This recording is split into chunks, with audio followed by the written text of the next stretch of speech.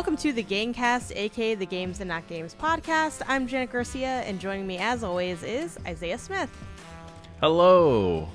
Hello. We're here together. The summer is just a pain in the ass and a half to record. Yeah, man. It get hot. It get busy. It's a challenge. This is why we need the 4-day work week, so the 5th day we could do the podcast. Podcast day. I like that. Podcast day. Actually, I forgot to introduce it's been a while since I did this. Today we're talking about Pokopia for games and the World Cup for not games. I know that you could technically say the World Cup is a game. Y'all know what Some would say it's the biggest game. Yeah, the only game that matters. But you want to get into games? Let's talk games.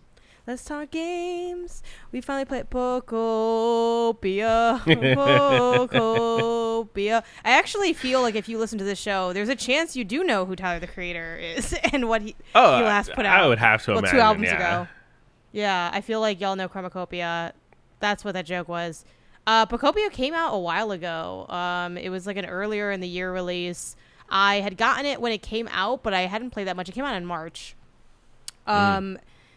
I had played a few hours, if that, maybe like 2-ish hours. And then I just sort of determined, what if I played a bunch of these other games that I need to play? Because this seems like it'll be a chip away at it kind of game anyway. You're not exactly going to beeline Pokopia, though I know some people do. But I just feel like by its nature, it's a slow-paced game, and also the kind of game where, you know, like in Animal Crossing, you can kind of make your own fun and keep going and take your time with it.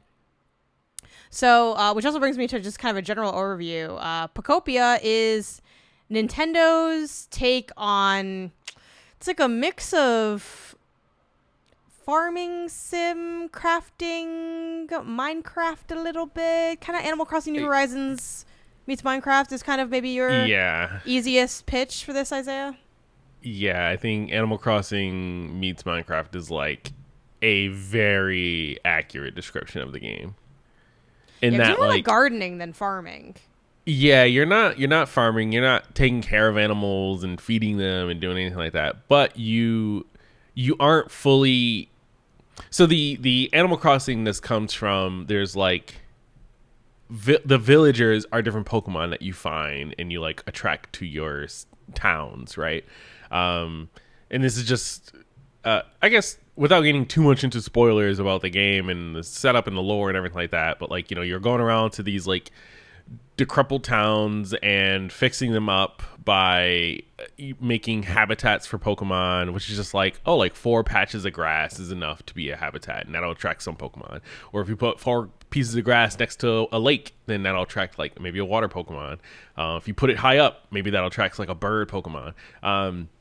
You're trying to like gather all these like Pokemon to come back to your village, and each Pokemon has like a sort of, a couple, 1 to 2 or really none, like skills that they can use. Like a Scyther can cut wood, Geodude can break rocks, or, you know, whatever. Like an Onyx can help destroy big buildings so that you can build new buildings and stuff like that.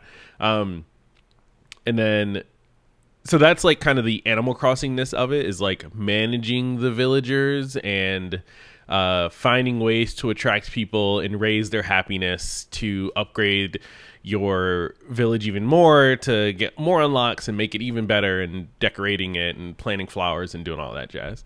But where you would normally think is like, it's Animal Crossing meets like a Stardew Valley. There's not a farming. There's no farm. There's like plots of land that you can like plant vegetables in, but that is like the bare minimum kind of thing. Instead, it's more city farming. Yeah. It's like you make a planter. Yeah.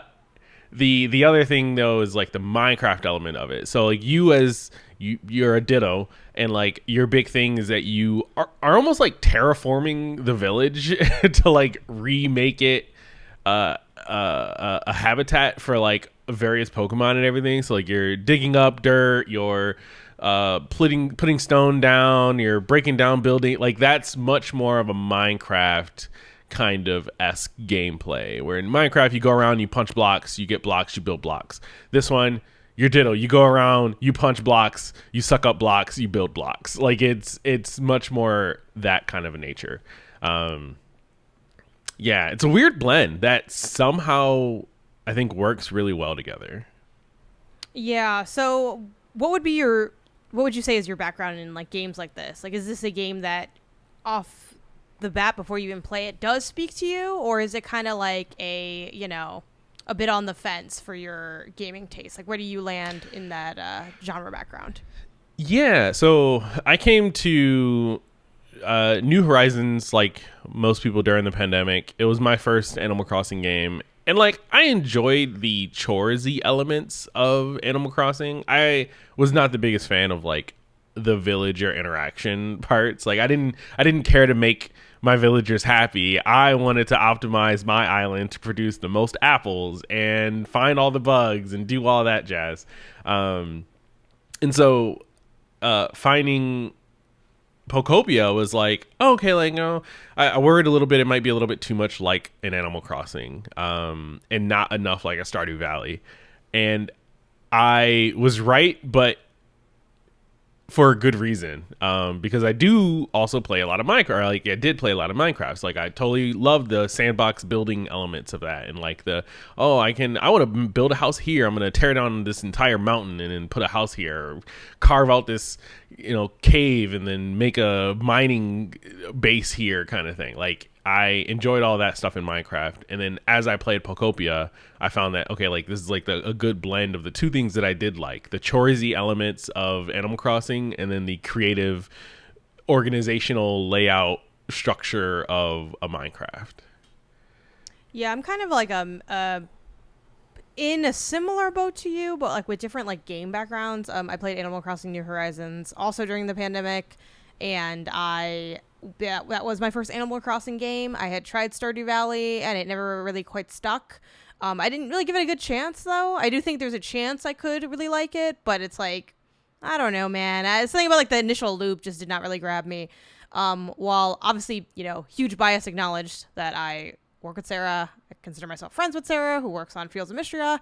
I really liked Fields of Mystria, so like that's a game that I really took to. I put like 20 hours in that before deciding, hey, I want to wait for 1.0 actually. And I liked that a lot because it has, well, let me, I guess, do a quick check. Do I have any other games that are kind of in this boat? Not as much as you'd think. I really like this general style of games, like whether it's like a life sim, a farming sim, a decorating game. Like I like all of those, nouns and verbs. But I haven't actually played that many games, like as you might expect, for like how much I like them, just because I was more of a newcomer to that kind of genre and style in like the more modern era. But now that I've, spent some time and I've been dabbling in things like The Sims and like other games, it's like, yeah, like I really like doing this kind of stuff. But yeah, back to the Fields of Mystria element. One thing I really like about that game is it feels like a really good blend of like core storyline and do what you want with an underlying quest structure. So like it really shares a lot in terms of design with Pokopia, because that's kind of just like what the genre tends to provide. It's just like how things are structured, the same way like an action adventure game will be like side quest, main quest. Like this is not a crazy unique construction for a game, but yeah, I like that element of it. Pokopia has been kind of a mixed bag for me, because I feel like I don't like when I notice the sub quests too much, which I know some people complain about this with Animal Crossing New Horizons as well, where like Animal Crossing New Horizons had like the Nook phone and the Nook miles, and it would be like all this random crap like take 10,000 steps, eat 5 apples. It's like, okay, and then you just get like a stamp, and the stamp gets you miles, and the miles get you things, and it's like, I don't know. That never really grated on me, but like I get why it would on some people. And sometimes when I like open that Pokopia PC and they're like, have you dug up 4 spots? I'm like, I don't know. Like something about it, I think the way it's surfaced to me feels a little bit more like corpo-y. But before I get too deep into some of the impressions of the game, I do want to check in, and I'm afraid to ask you this. How many hours do you have in Pokopia? I feel like you have to have put up some nasty hours, because you at least went hard for like 1 or 2 days playing this, what feels like almost nonstop. Yeah, I don't think my number, at least, well, the Switch only gives you like a ballpark. It gives you the feeling of a number. It doesn't really give you your perfect hour count. Mike, can I take a guess? Yeah, sure, go for it. I was thinking like 20. Exactly, play for 20 hours or more. Yeah. Now is that? I don't know what the increments are, and maybe if we knew that, I think they're like every good. 10 hours, maybe. I feel like if you would have hit 30, it would be 30 or more. I think they're kind of like in every 10 or every 5. Because, like, for reference, and granted, I leave the console open a lot. This is not Pokopia, this is a different game. I leave the console open a lot, and I did work on the guide for this game. But Animal Crossing New Horizons, I have 555 hours in that game. That is insane. And what if I told y'all my island... ugly as fuck. Like ugly as hell. Just 8 different themes smattered together. Now I don't even have that island because I restarted it in Spanish, which I'm fine with. And so yeah, I'm actually putting even more hours. I'm trying to go for the we're gonna hit 1,000. Yeah. What is your guess for my Pokopia hours? I'm gonna say you're at the 15 or more. No, I'm at 9 or more. Really? Baby, I feel like hours. I can barely even talk about this game. I did go hard. I'm like 2 locations beyond you, I think. But that still seems not right. I don't know. Maybe your more might be closer to. I think 15 is the net. I think it goes by 5s. I have like Bonanza says that I have 10 or more. So maybe like 1 through 10 they do each hour, and I think 1 through 10 they do each hour, and after that they said then they jump to 15 at this point, 20. Now it's just freak versus freak, so yeah, that's fair. I'm surprised by that. I'm surprised it's not a little bit more, just from again, when you originally played it when it first dropped to you jumping back in a little bit now.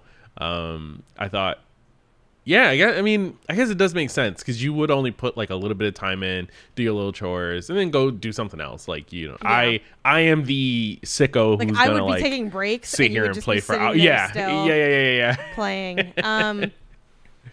Yeah. So what are some? Is it fair to say that you're really enjoying it? You seem pretty positive on it. But I know when I first checked in with you before the pod, like when you didn't even put in that many hours, you were like a couple hours in. I forgot, you had a really funny line. You said something like, I'm playing it a lot, but I don't know if I almost like it for as much as I've played it. Has that stayed true for you, or have you warmed to it as the systems have started to sort of continue to build? Well, the thing is, no, I think that still stands true. I definitely have put more hours in, and I've played more bingey than like the game I think warrants from me. Not to say that the game isn't good. I do think it's a good game. I think I'm having fun. I'm enjoying it. But in like the span of 4 or 5 days, putting 20 hours in, it doesn't warrant that. I should be closer to where you are, given how slow this game. And that's the thing. I think the game just moves kind of slow, and so I spent a bulk of my time just trying to grind out the slow things, like in a Animal Crossing. Where Animal Crossing, if you remember, I'm sure you do, the like first like 3 days, there's literally only so much you could do. Like you are resource capped to like only doing so much per day for the first like 3 days. Where they don't have a hard like resource cap in this game like that, but they do have time gaps. Like at a certain point, you might go to like what would be the equivalent of building a house in New Horizon. And like sometimes that house will be like, oh, it'll be ready in 15 minutes. Oh, it'll be ready in 20 minutes. But I think like after you're like third minutes. Real life minutes. I think after you're like third or fourth one, or like if you do a bigger, like they have different size houses. Like at a certain point you do a size and it's like, it's ready tomorrow. Like you don't come back. Go turn the system off. Come back tomorrow. It'll be ready in the morning. And it's like, okay, well, I can no longer build, but maybe I can still just like dig and terraform and chop wood and plan my resource. Like you can do other Pokemon stuff still. Yeah, but like you are almost like hard. There's speed bumps. I'll put it that way. There's like inherent speed bumps in the game. And do you like that aspect of it? I think it's good. I think it's from a design standpoint. I definitely think it's like good because it encourages you to take breaks and walk away or explore other systems and other mechanics that the game has to offer. I think that if I could just literally grind everything out in like 40, the first 48 hours of owning the game, it would feel like it would make the game feel smaller. And this is like a pretty big game.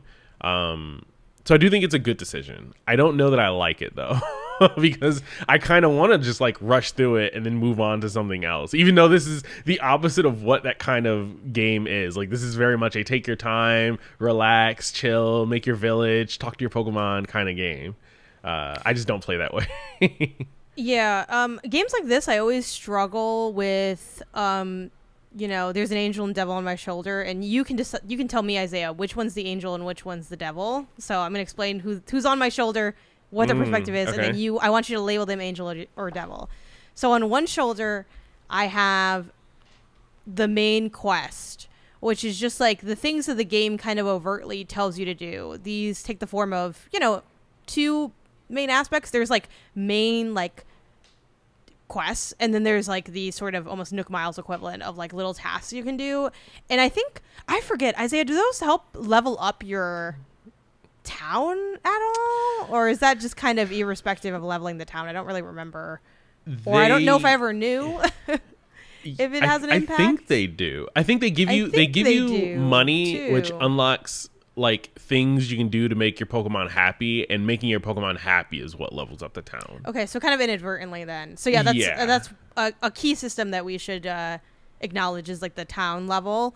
Certain things will be locked off based on town level, and those might be, other things that can add to progression. There's like that level of progression, then there's also going to different areas and then thus unlocking more of the game, which is like the stuff that Isaiah's more doing. I'm honestly still in that first area, believe it or not. I'm in that first area. Like I can now go to the second area. I just unlocked that. But yeah, so on one shoulder I have fuck doing anything for funsies that you give a fuck about, and really just do the shit you need to do, because there's always more, like when it comes to decorating, there's always like more stuff that you can do if you're farther in, because you can like get bigger structures and things. And like I see on your town, you have electricity and shit, and we're living in the Stone Age over here in my fuck ass town. And then on the other shoulder, this person saying, just go where like your heart tells you to go. Do what you feel like. You're supposed to have fun with the game. It's a game. If you feel like watering some extra crap for no reason, you're supposed to. Isn't that what the game's about? You know. So, who's the angel and who's the devil, and how should I be playing this game? I think. Is it fair to say? I think it's fair to say that you are more interested in the like decorating parts of the game as opposed to the system mechanic. Like you see the systems and mechanics as a means to an end to get to decorating, I imagine.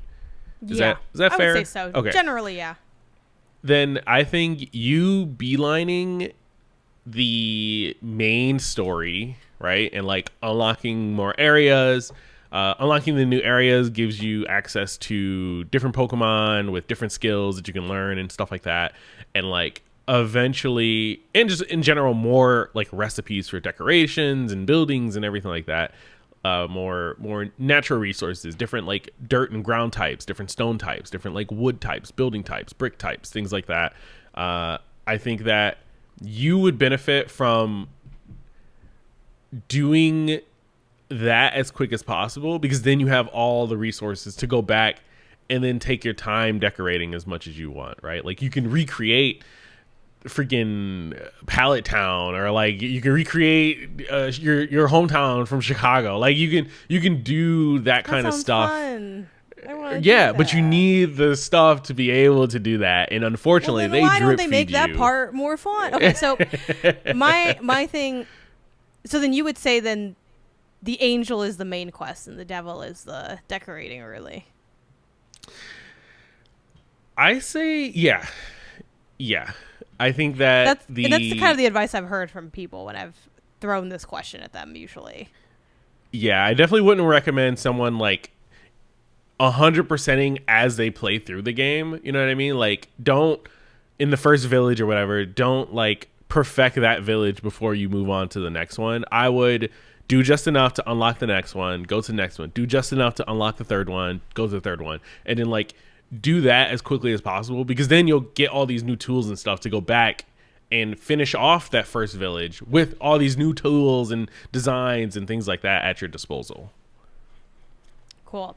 One thing I do like about this game a lot, though, one, I don't know if I'll flip, and I do think sometimes the time is a little dramatic, but I do like the IRL time for stuff. It like makes it feel more real, and it kind of does. I do like the built-in sort of, hey, this is a good time to stop, and then it can also have like a nice like impact on how you play the game, where it's like maybe if you want to for sure like build a house for somebody, okay, do that first, because that's gonna like be an all-day project. I also like the ways, a big part of this game that sort of differentiates it from other games of this style is it, like, the villagers, aka the Pokemon, are like, they can like work for you and with you in ways that I think are really fun. I actually would love to see like more of those interactions. Obviously, I don't expect them to be for every single Pokemon, and I think it could also be exhausting if you did too many. But stuff like learning that, because you have to build these different habitats, and you can uncover them two ways. One, completely like organically, like you just make something and then they're like, that's a habitat, and you're like, oh, cool. Or you walk by an area and there's like a twinkle, and then you interact with it and it's like, oh, there's a Pokemon's essence, someone left like their I think they say like traces of a Pokemon. Yeah, here. traces of a Pokemon. They had their fucking Axe body spray and they walked through the grass at some point. And then it kind of shows you like what that habitat is, with like a silhouette of the Pokemon or whatever. So some of the habitats, like you mentioned, are like very simple, like just grass patches. Some of them are a little more complex, like flowers or a certain kind of flower or whatever. And you will have also just like in the main quest little things like you have to make this thing and then you plant these flowers or whatever the hell. And like learning that like if you take Bulbasaur with you, because you can like walk to Pokemon and say like, hey, come walk with me. If you take Bulbasaur with you to plant flowers, like normally it takes, I forgot how long. There's like an IRL amount of time for stuff to grow. It might even be like the full day. I don't remember. But it's a while. And there's like, oh, and you got to water it and stuff. If Bulbasaur was there, that shit just springs up. Because he's got that green thumb. And I think that's really cool. It's really cute. There's like other interactions like that. Charmander or really any fire Pokemon can like light things. So if you have like a candle you need lit, you can like have, Charmander follow you and he'll do that and other stuff like that. I think those are really fun. And I like that a lot. And it is cool, I think, finding like the Pokemon and just like having just this new way to interact with them is kind of fun. Even though like I don't know how I feel about the like tone in a way, because it is like part of it's like Pokemon lore stuff. It's like, oh cool, their abilities and like their vibe a little bit. But then it's also kind of weird because it'll be like Squirtle like, geez, we really need to do this, and it's like, this is a little weird, I guess. I don't know, in a way, but sure. Like, however, how's like the Pokemon aspect of it to you as a Pokemon fan like myself? I mean, I like it, right? Like I'm a heavy Gen 1, Gen 2 Pokemon fan, right? I'm still replaying Fire Red. I kind of want to go back to having now hit a not wall in Pokopia, but like a good stopgap that I'm like, you know what? I could play something. I could play a different Pokemon for a little bit. I'm thinking about going back to Fire Red, but so I love Gen 1, right? Give me Bulbasaur, Charmander, Squirtle. Those are my guys. Those are my crew. We go back years, Same for most of the Gen 1 Pokemon. They do have other Gen Pokemon in Pokopia, which is cool. Like if you do like some of the newer ones, and I slight spoilers, I guess. I think they do have just like all the starters. I don't know how many villages there are, but it seems like each new town you go to maybe has like a different set of starters, which is kind of cool. Do they have you met Shroomish yet? Is he in here? I've not met Shroomish yet, no. So I don't know. I hope he's in here. I no think one's telling me Schumish is he's in a there. popular enough. Yeah, he's a popular enough Pokemon. I have to imagine like, he is. if you tell me right now he's in there, that's just information I want to know. If someone on the internet tells me he's in there, that's a spoiler. I don't make the rules. I don't know. Yeah. So yeah, I think it's cool. It's fun. It does, from like the way I play perspective, like I don't care about the lore. I just, kind of want to just build and have fun and unlock new systems. I do hate that I have to like find Bulbasaur in order to come make him join me to go boost, instantly grow flowers and stuff like right, that. yeah. I hate that I have to go find around. Charmander. Yeah, and they're not they'll on just the like map at all. No. Only Pokemon who What? don't have a home are on the map. Which is stupid, because I would think that if I've given you a home, that should mean you're home. Well, damn, like, God forbid they want to go outside, or you're not always home when you're home. Or at least walk around your apartment, all right? Like, why are you traversing the world? You got your haircut today. Someone could have been like, Isaiah, I need you to code this thing, and you're out there getting your haircut. What are you talking about? Oh, we should bring up, though, you can't... So, this is a single-player game, but it does have multiplayer functionality. There are two ways to do the multiplayer. If you want to go do that, I honestly just recommend Google it. It'll walk you through it. It's like Nintendo has a page for it, so it's pretty simple. But there's a local way to do it, and there's an online way to do it. And both ways support all these different like things you can toggle on and off, so you can make it like they can hang out with me there, but they can't like make permanent changes, or they can make permanent changes. So, and it goes up to like quite a few players. We're just playing together. We have what they call a cloud island or whatever. Just cause like that version makes it so that it's just in the cloud. Like you can go at any time. Like Isaiah could go visit it right now without me. I can visit it without him. We can both be there together at the same time. It was a little funky because one thing that did happen is I disconnected. Like I just turned my system off and he got booted, which was weird. And I guess because it was like read as a connection error. I think if I had properly exited the island, that wouldn't have happened. But I still find that to be a little bit like, I don't know, whatever. But yeah, it works totally fine. The big difference there is they don't say this, but it feels a lot more like when you're done with the single player, you can come here, because you don't like gain abilities so as the Ditto player character, you can gain abilities like that you learn from the other Pokemon. And you can't gain those abilities when you're in the Cloud Island. Like you kind of have to come in with the ability. So it's a lot more of just like an open ass zone than it is like you're playing the campaign again or something. So just the things to keep in mind, but it's a way to, you still have to uncover Pokemon and like level up the area. So it's a lot of the same gameplay formula, but like no story, no abilities. It's just like a little more stripped down. Which I wish they just let you play the game together. If we were just playing the game together, I would think I would be having way more fun because things would just be going like much faster. Though the idea of playing this game with you though in just the one thing, I fear I'd get there and the game would be over. So I don't know. Maybe it's a blessing in disguise. You'd get there and you'd have all these cool things that you could build and tubs of resources to build them with. You would appreciate it. Yeah, probably. I mean, like, I'm enjoying our time on Cloud Island together, even though you left to go get more abilities for our home, but then I feel like you're not coming back, so I don't know. I've been working on our Cloud Island. I've been working on both. I'm working 2 jobs in Pokopia and making half the pay, which is crazy. Okay. The reason Isaiah started laughing when I began this side conversation about these Cloud Islands, because you complain that you can't find the Pokemon. On my Cloud Island, baby. In my hotel, there's always someone watching, okay?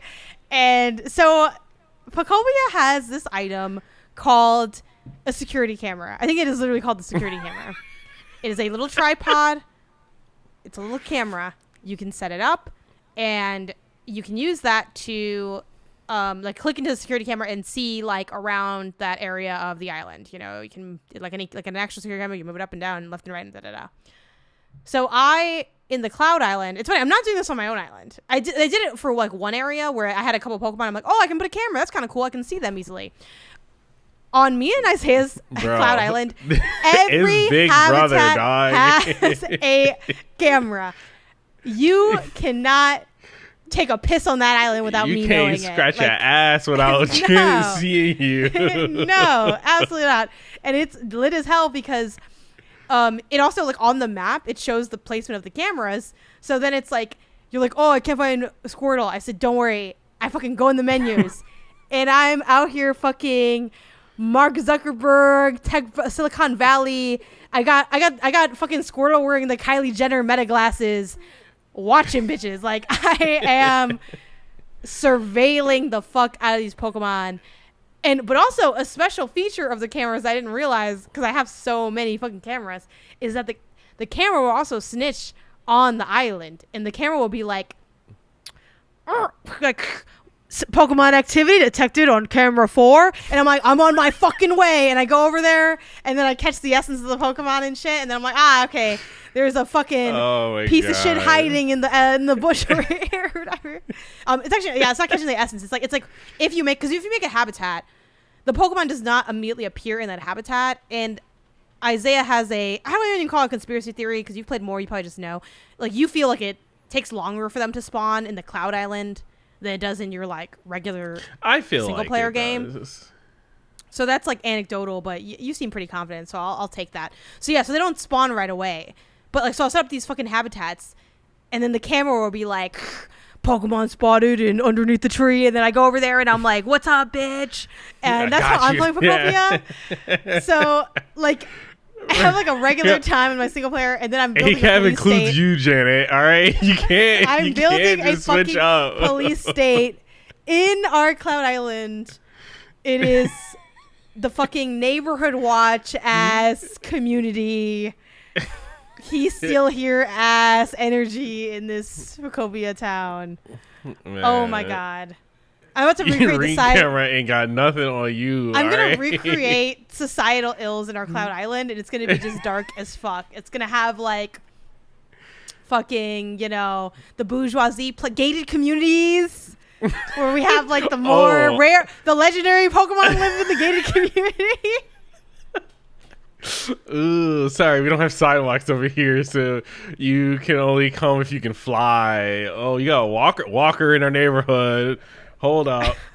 Walker is crazy. Yeah, man. I'd be down for like a fucked up island, honestly.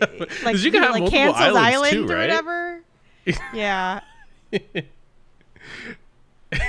my god. This is so funny. Yeah. All the good schools are in the legendary Pokemon. All the good schools are in the legendary zip code. My fucking Shroomish had to walk so far to get the same opportunities that, fucking Gardevoir had just off the river or whatever. I know Gardevoir's not legendary, but I just only Pokemon I will say got mad. I haven't done much with it yet, but slight spoiler. There are like train carts kind of things that you can build to cool. like travel around faster, I guess.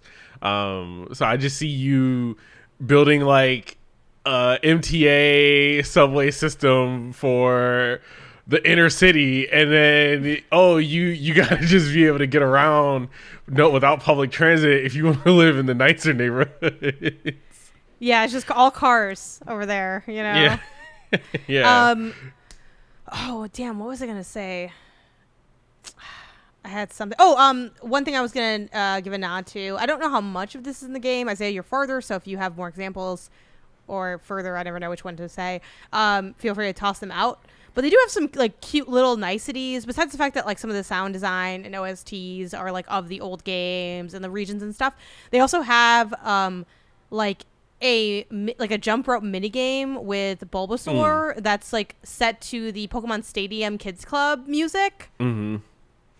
That's cool. I would like to see more stuff like that, I think. I don't know how much more of it they have. And they have other like cute things that like I like, but I don't know if like you give a fuck about this, Isaiah, because it's more lore-y. But there's like a Pokemon that'll walk up to you and be like, you want to do a quiz? And it's like, if you like get the quiz right, your like friendship points go up or whatever the fuck. And it'll be like, who's heavier, Bulbasaur or Lapras or whatever? And then you're like, oh, Lapras. And it's like, wow, yeah. And then you get the points. Usually they're more like debatably or close in like weight than that. But they have that. And then they also have like the same one will be like, hey, do you think you know Scyther well? Like, what does he like? Fruit, like fruits or like sweet stuff or sour stuff or whatever. Then you have to like know from like talking to him or like know from like the dex entry. Because the other funny thing too is like I was looking at the decks and they have like a lot of like fun information. They have like regular deck stuff, but then they also have like what do they like and dislike like for their like environments. And it's like, oh, Charmander likes like stuff made of wood or some shit or like hard stuff. And I was like, oh, like when I decorate, I'm gonna try to like put stuff in there that he likes and all that. And you're like, I don't give a fuck what he likes. Bro, everybody getting straw beds and they're gonna thank me for them. All right. You get a stone on the floor for a chair, a tree stump as a table, and you're gonna be happy. Yeah, like I Get walked back into to like work. I walked into the place that you built our Charmander. And I was like, what the fuck? He, like, doesn't even like this shit. Like, I mean, he does. Because I think you have to, like, you're the one that told me you have to build, like, special furniture You have to put like, at least 3 different pieces of furniture in a house for it to be a home. Okay. Yeah. Yeah. And then I went in and it turns out you fucking put, like, a judge's pew in fucking Charmander's house and a bunch of crap. Bro, that's what I had on me at the time.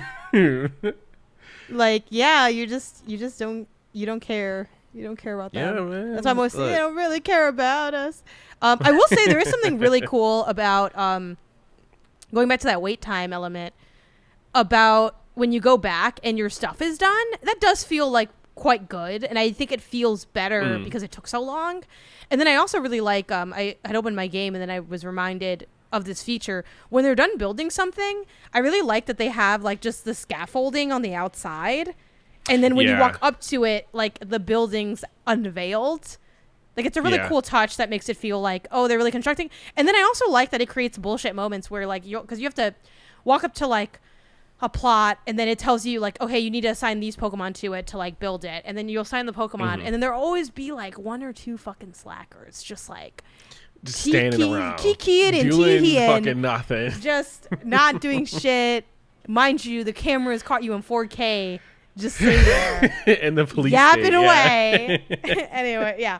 So you got time to lean, you got time to clean. Exactly. I think there's definitely some fun to be had in Pokopia, and I am having some fun in Pokopia, but it has been a little drier for me than I expected for how hyped it's been. And I think that might still just be a what's the word? A symptom of me being so early in the game. Like the quest that really broke me was when you had to make it humid.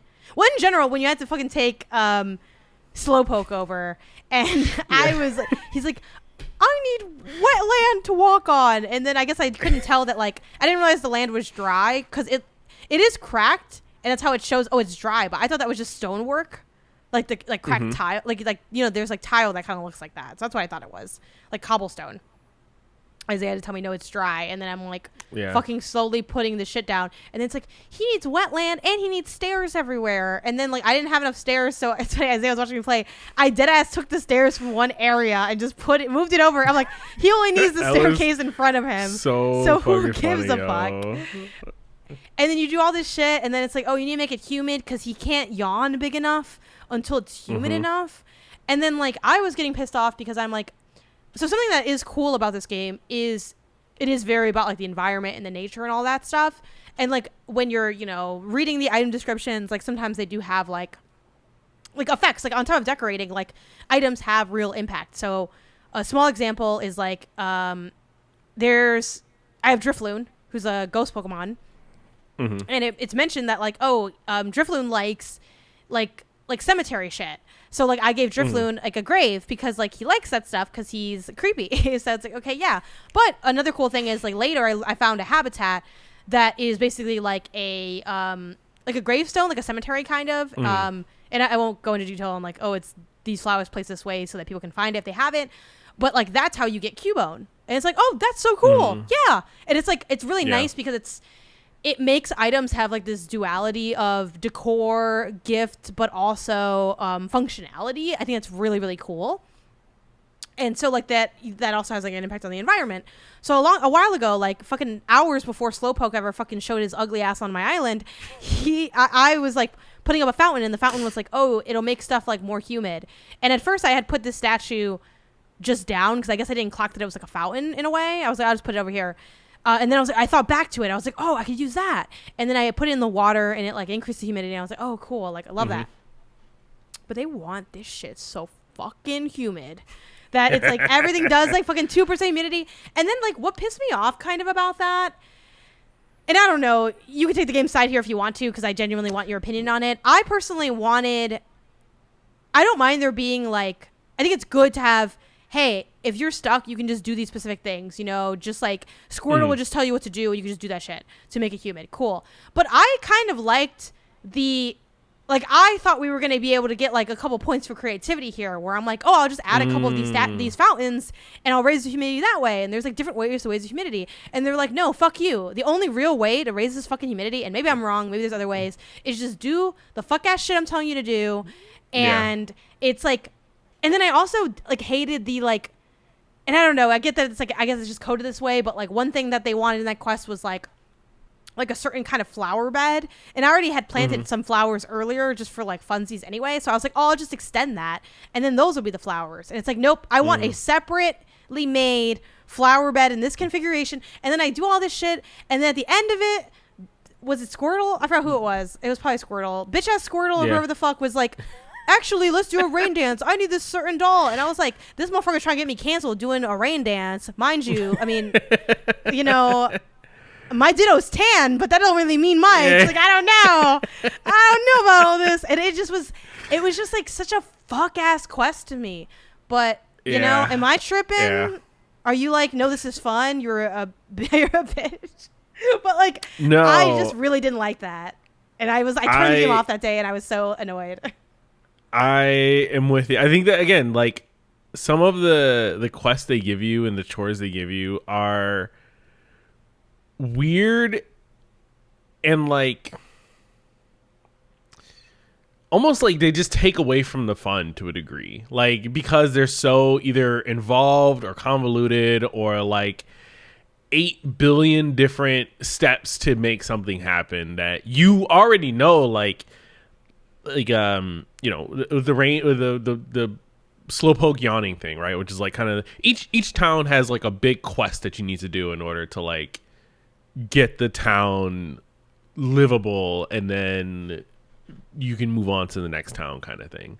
The Slowpoke yawn one is the worst one by far, and it is so unfortunate it is also the first one, because it's like 8 different steps in between all these different tutorials that they keep stopping you for, showing you these like little things. Oh, here's how you make a Pokemon talk to you. Here's how they can follow you. Here's how you jump. Here's how you do this. And it's like, bro, I'm just trying to make it moist. Like, I'm trying to just make it humid. Like, get out of my way. I want to move on. I want to do something else.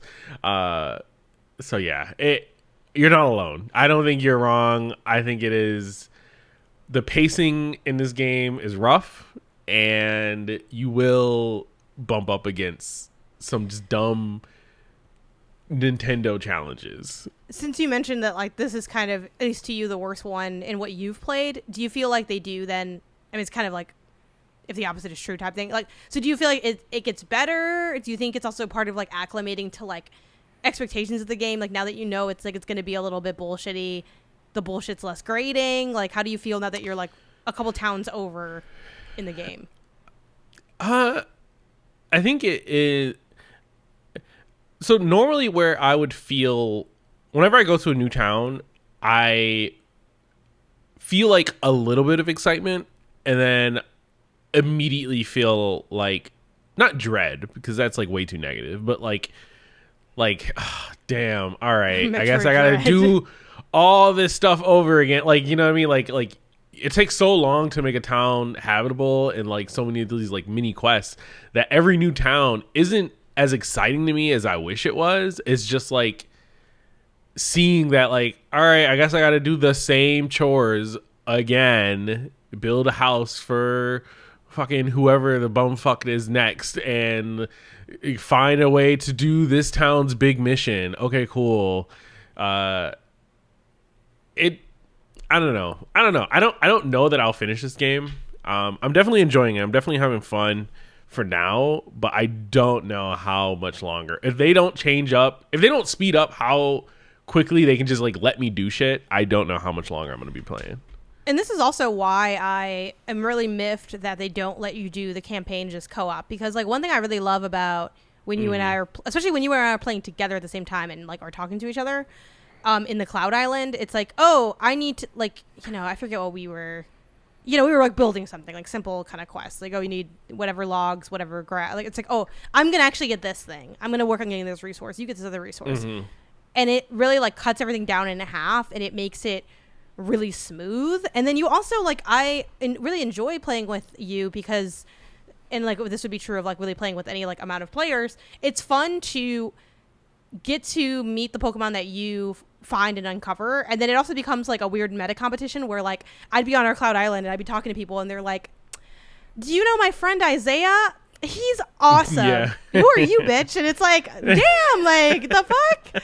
And in reality, they're like, you must be my friend too if you're friends with Isaiah. You know, it's very cute. But in my mind, they're just like, I don't know who you are, but I can't wait for Isaiah to come back. Kind of vibe. And then it was fun because like I found a bunch while you have been gone, and I'm like, oh, I can't wait for you to come back. And they were like, oh, do you know Janet? And it's like, that'll be cute. Oh, you're new around here. Or Jay like, or whatever. I was original member.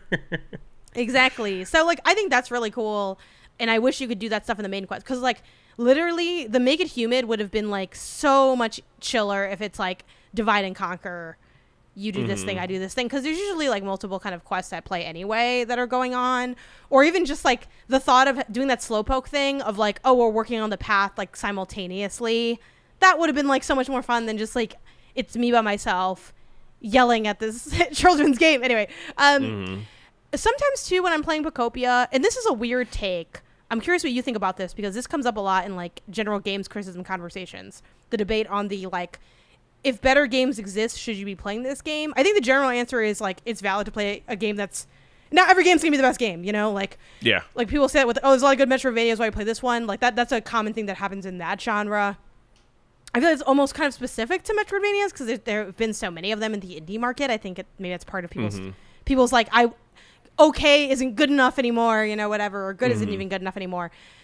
Like, I will say I find myself, like when I'm playing Pokopia sometimes, I think, could I not just be playing a better decorating game? Or better, like, I feel like I have this feeling that I could get what Pokopia is trying to give me somewhere else and like better. But like, what is your take on that with Pokopia specifically? And then what is your take on that with like games in general, and how often is that like kind of weighing in your mind? It's rare for me, but I do feel it with this game. I mean, I wholeheartedly agree. I think there's gotta be better, like, kind of city builder, decorating, people interaction management kind of games out there. It's time to go to Dragon Quest Builders. Holy shit. Wait. Honestly, the what was it, the Minecraft one that we did? That was Dungeons? We played, maybe it was Dungeons. I thought that was like... That was more of like like you're adventuring though than like, yeah, that's a little bit more like tower defense-y. But like based on that though, I think that there is like a Minecraft version of this. Maybe I'm wrong, maybe I'm forgetting it. Anyways, I think that there is like definitely better versions of this kind of game out there for sure. Cheaper, probably, with faster pace, better quality of life, better varied amounts of decorating items that you can get and everything like that. The issue is they don't got Pokemon, and that's the selling feature of this particular game, is that you do get your friend Bulbasaur, you do get your friend Charmander, you do get these characters that you know and love, and you've known them for years, and they're cute, and they talk to you. And just the other day, like, we literally went grocery shopping yesterday, and we saw the little goldfish crackers. Oh yeah, and they had the Pokemon theme, and it's like, I kind of want these Bulbasaur goldfish. Like, they kind of look a little cool. It's got his face on, you know what I mean? Like, there's something about the IP that does sell. So yeah, do you want a better game, or do you want a Pokemon game? Wow. know. If that doesn't sum up the whole fucking franchise, I don't know what would. I feel like that's a great place to end it. We will definitely at some point check back in on this, even if it's just for like, I don't know, end of year conversation or something. But I definitely want to swing back around if and when we finish it, especially with like what we end up doing with like our shared island or whatever, which I hope you return to one day. Your children miss you. They ask for you all the time. They said, I can promise you. Like we're trying to do the sound they do on the Game Boy, where it kind of sounds like they're throwing up. Oh yeah. And I'm like, I'm sorry. He went out to get more skills, but he never came back. Not a Debbie dad in his Pokemon police station. A single mom who works 2 jobs. That's me. I'm literally Reba. I'm the fucking Pokopia Reba bitch. Like, what are you talking about? Okay. But yeah, that's been Pokopia. Send us your screenshots of Pokopia. I don't know. Send us your police state cam footage. And now for the not game section of the show, we are talking about the World Cup. Yay! It's finally here. The World Cup. I don't know what I was supposed to do there. No, it's all good. Yeah, it's finally here. It only shows up every 4 years, the Men's World Cup. And we're in it, baby. So let's get into it. We actually got to go to some games, so we'll be talking about attending those games, what that was like, and also just talking a little bit about watching the matches at home. And yeah, obviously, if you have any interest in the World Cup, I think this is automatically kind of interesting. But if you don't have interest in the World Cup, I think it could still be fun to hear about because, like, it's a big thing that happens every 4 years. And I don't know. I think it always surprises me when people are sort of just like really not consuming the World Cup, because I do think it can have the same type of fun that like you get from like the Super Bowl or like, you know, the NBA Finals happened recently and like those games were really exciting. And like I don't watch basketball much at all. I watch even less football, and I still think it's like really cool to watch those things. So yeah, I would encourage people to, I don't know, maybe try it out. Might be a little bit fun. And on that note, we'll probably be talking about ways to also watch casually. We touched on this a bit with our recent episode talking about like the Dodgers and having sports on as background. I think soccer, great little background sport because you can just look up replay. Like it's funny, people like talk about the low scoring as a negative. That's a feature, not a bug, baby. It's so easy to just watch like some really cool exciting stuff. And I will say you do miss cool things that happen if you only watch that element. But again, you still get a lot of good soccer juice from that. So definitely better than not seeing anything at all, in my opinion. World Cup, we went to 2 games. We live here in Los Angeles. Again, the World Cup is being hosted here in the kickoff region. Canada, the U.S., and Mexico, which some people have unfortunately abbreviated as CUM. I feel like MCU is right there, guys. I don't know what's going on. The MCU is right there as a fun abbreviation. Maybe they didn't want to get sued. Yeah. I don't know. But that's who's hosting. The hosts change for each World Cup. There's different ways that goes about. FIFA's kind of jank, so sometimes you see, that's how we end up with Qatar a few years ago, which is insane because it's way too hot to be playing in Qatar. But we persist. Soccer tournament there, yeah. Yeah, no, it was crazy. God. Anyway, but let's let all that wash away. It's here, and what's really cool about being here, we live here, is and there's also a reason that I definitely encourage people to be tuning in. I feel like if you don't watch this World Cup and you live in the U.S., you're not really gonna maybe want to see any of them because this is like the peak time to be watching it. The games are in your time zones to some degree. Like they're going to be more easy to watch in terms of just like when they air.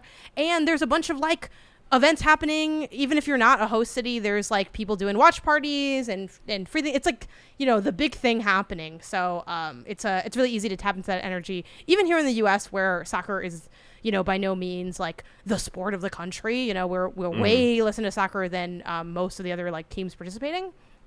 But even then, I still have felt a lot of that energy, which has been fun. But yeah, I went to 2 games. Before we get into how we got the tickets expectations going in, what the day was like, and all of that. I want to kick it off a little bit about how this came to be. I have been watching soccer, of varying degrees of intensity for a number of years. I probably really got more into it around like 2014, 2015, maybe a little bit earlier. Again, Edwin, I know you listen to the show. I know you're like, actually, it was this exact time with this exact game, because you remember all this stuff. Sorry, I don't remember, and I forgot to ask you before. But yeah, I've been watching for a while, and the World Cup, again, is so cool. Such a big event, and goes to different places throughout the world each time it happens. So that being said, it's very rare for it to be in where you live. Even if you live somewhere big, like us living in the U.S. The last time it was here was 1996. Yeah, sounds when right. I was 2. So finding out that it was going to be here in 2026, which I think I looked it up, and I believe that was announced back in 2018. It gets announced quite ahead of when it's going to happen. I'm like, I am going to have to go. And I'm like, in an ideal world, I save up for it really cleanly. In an unideal world, I don't care. I'm going to go. I don't really care what it costs. I don't really care who's playing. Obviously, it'd be great to like see, Mexico play or just any like larger team play. But I'm like, I just want to get to say I've been to a World Cup game. And the reason I was so committed to I need to go to this one is because it's also like one of the cheapest ways to go. I get that it is still very expensive, but I don't have to travel. That's a huge part of, the flights, the hotels, the like all that. It's like, if I can't go now, I don't know when you're going to be able to go unless someone just, I don't know, foots the bill or something. So I was very set on going. And it's been on my mind for a number of years, this World Cup. But what about you? Obviously, you got cued in on that dream as we, formed a relationship and began like dating. And then, we recently got married last year. But what was this World Cup in your mind? Were you also like, we're definitely gonna go? Were you kind of like, sound like you gonna go and maybe I'll kind of just save the money or whatever? Again, even though spoilers, ended up being very, very affordable, which we'll get to in a second. But yeah, what was your headspace going into this World Cup? Yeah. Again, soccer is a new sport for me. I don't really love the sport. I love watching it. I have, favorite teams and players and things like that. But like, I have no big history with the sport, right? Like, I didn't care about soccer the last World Cup. I knew that the World Cup was happening because I heard the media talk about it, kind of thing, right? And the internet talk about how hot it was and this, that, and the third and everything like that. But like, I didn't care who won. I didn't even know who won, to be honest with you. Which is funny because you did watch it, which I also watched it. We watched it together. I didn't remember any of this till Edwin was talking to us about it. It's like, yeah, you watched it. Could have fooled me. I don't remember. and he was like, and Isaiah, you were like, oh, this seems pretty good, like pretty exciting. And I was, this is Edwin talking. He's like, and I was like, this is one of the best games I've ever seen. Like, you're watching like a crazy game. Yeah. So. Yeah, no, could not tell you a single thing about the last World Cup. And even honestly, going into this one, is definitely like a you endeavor. I think the World Cup is cool. I like watching it at home, especially now that, like, again, I know some of the players more. Like, I'll see some of the players that I know and recognize from like MLS teams playing for their like national team and stuff like that. And it's like, okay, that's cool. Like, okay, cool. I have no care about, any country in particular. But it's like, okay, cool. I see some players I recognize. I see some stories and stuff that I'm picking up from you guys about, like, the history of the Mexico games and how they've been doing so far. And even like coworkers who are like rooting for Argentina and like all these different teams and stuff like that. And it's like, okay, cool. Like, this is kind of cool. I'm not gonna lie. It's cool being so connected to like international community in like my personal life between like coworkers, friends, families, things like that. But like, as an event, I do not personally need to go, or I did not have a want to go or anything like that. It was like all right, cool. Yeah, if we get some tickets, yeah, I'm down to go. I don't, sure, kind of thing. So, I am, with it being in our backyard, like literally here in LA is like one of the venues, SoFi Stadium, or the Los Angeles Stadium, as FIFA's making everyone call it. It's like, right. All right, cool. Like, Yeah, you might as well go. Like, if you can go, you should go, because it's just a big event. There's going to be a crowd there. There's going to be energy. It's still good soccer. Like, at the end of the day, which I'm again learning to appreciate more and more as time goes on. It's like, yeah, cool. We're still going to just see a good, fun game be played by like literally some of the best people on the planet. You know what I mean? Like the creme de la creme, the top of the top. Like, these are presumably the best teams in the sport today, like, playing. And there's something cool. There's like a cool novelty to that. So I'm down to go. I was excited to go. I got the shirt, and everything like that. But that is my history with the World Cup, which is, I think, very different from you. How funny it is then that so the way FIFA did it this year, and I forget how they've done it previously, so don't at me too hard if it's like, oh, they actually always did this way, or this is the first time they're doing it. I don't really remember. Is you could like put your name down for like a chance to buy the tickets at like MSRP, so to not have to like fight for like queuing as much, and not to have to buy it resale, because they can be very expensive, because it again is a rare event, big event, and I put my name down, and you put your name down, and my brother Edwin put his name down. I'm sure the people in my life put their name down, and I just didn't know about it. But that was kind of we were a squad of like, we're trying to go, whatever. And so it's so funny then that you were the one who was selected, and it was like, just with that in mind. But again, it much like soccer, this was a team sport. So yeah, you got selected, and we were looking around. The way it worked, actually, honestly, you might have a slightly better memory of it than me, as the person that like put your like info in and everything.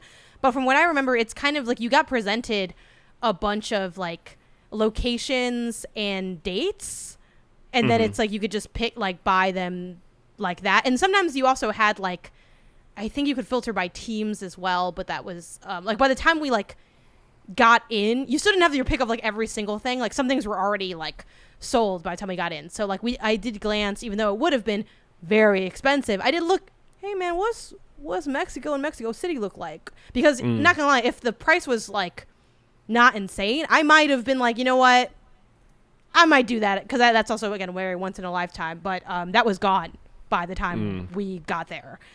So we just bought like a game in Los Angeles, another game in Los Angeles, teams TBD, and we had that for like months prior. But yeah, anything else you'd want to add to like what that interface looked like, or what it was like kind of looking through that? Yeah, because so yeah, you have a raffle for getting a slot to purchase tickets, which is an even more weird backwards way of, not backwards, but like a even more weird way of doing it. It's like I got assigned a time that I could log in to purchase tickets. When you log in to purchase tickets, it's not like the raffle. I don't even think the shuffling of the teams had happened yet. So you literally were like, outside of the host cities, which are kind of predetermined, or like the host countries, like Mexico game, the initial Mexico games were known, the initial US games were known, and the initial Canada games were known. You didn't know who they were playing, but you knew when those home countries were playing in the first round. That was all you had to go off of. Else you just had to be like, all right, cool, there's gonna, like you said, be a game in LA on the 15th against two countries. And then like later rounds were like, hey, you know how we had like groups A, B, C, D before? All right, well, this later match is going to be between the winners of groups A and B. So like, not only do you not know who is playing in like some of these later games, you don't even know who's possible to play in these later games, because it'll be determined by like who was seeded into the initial groups and everything. So it was a big gamble, which I guess technically is like the most fair way to do it, right? In that like it's randomized from the jump. Like you kind of have to commit, and then you see what you get at the end of it, kind of thing. But like, as someone who's spending still hundreds of dollars to like go to these things, it doesn't feel great being told after having spent money what it is you're going to see.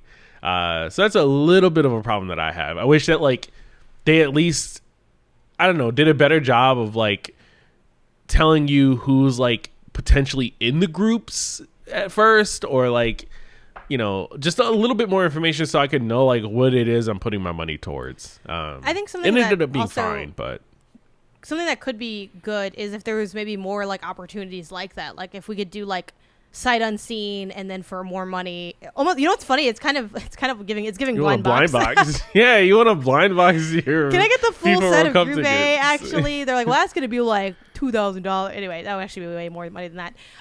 Yeah, and then price wise, I believe they were all about like two-ish a ticket, $230 a ticket or something. There might be some variability between the two matches or something like that. And for one match, we got just 2 tickets, and the other one we got 4. That's the other thing too. Like, I think it's pretty easy in this scenario to get 2 tickets. Like, anything beyond that is kind of like, who knows? Like, I think the only reason we did that split and didn't do it like doubled up is in part because like it was harder to, like, we didn't really have a lot of, it's not like we could buy like 10 tickets here and 20 tickets here, because yeah. Well, you could. And also, again, it's still a lot of money too. Yeah, I think the way they do it is like each person chosen in the raffle can buy up to 40 tickets.